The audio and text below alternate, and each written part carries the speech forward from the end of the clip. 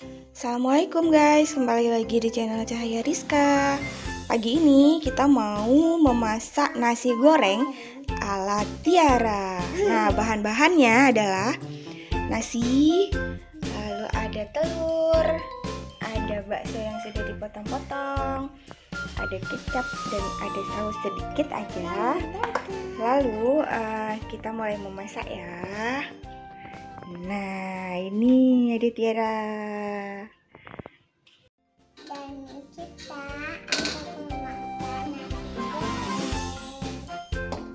nasi gorengnya. Oke. Nah guys, apinya kecil aja ya untuk memasak nasi goreng. Pertama, kita goreng dulu baksonya yang sudah dipotong-potong.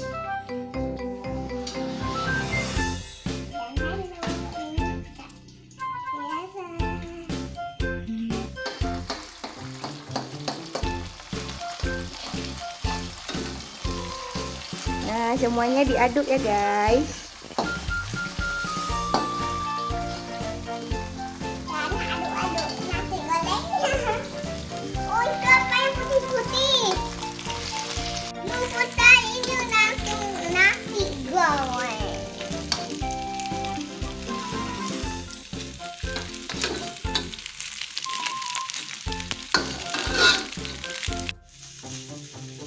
Nah guys, nasi gorengnya hampir masak. Oke, ini koki ciliknya.